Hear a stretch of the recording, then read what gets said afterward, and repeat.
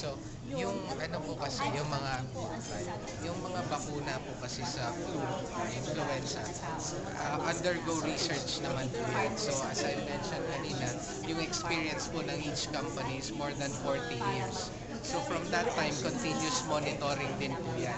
And so far, wala po tayong nakikitang complications ng vaccine itself or side effect or whatever. Usual side effect po ng bakuna are local. Yung halimbawa, pag in-inject dito sa braso, may konting maga or masakit or parang malay.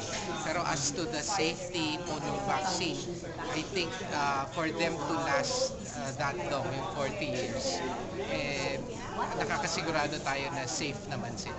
So, halimbawa kung yung bakuna na in-inject, yung shots na in-inject na hindi tugma dun sa strain nung ano. Paano? Usually po kasi yung mga bakuna or yung strains na nasa bakuna, pare-pareho po yan across manufacturers, across companies. Hindi nasa tao. Hindi po. Hindi ganun nag-work yun, sir.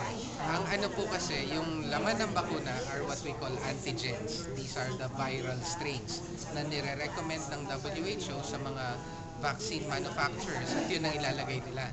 Ngayon po, pag in-inject sa katawan natin yung antigens na yon, ang immune system natin gagawa ng antibodies na tinatawag. Yun yung nalalaban sa virus pag na-infect tayo. So wala pong concept na hindi siya tugma. Hindi parang blood transfusion yan na tinatype pa yung dugo, di ba? Wala pong ganun sa vaccine.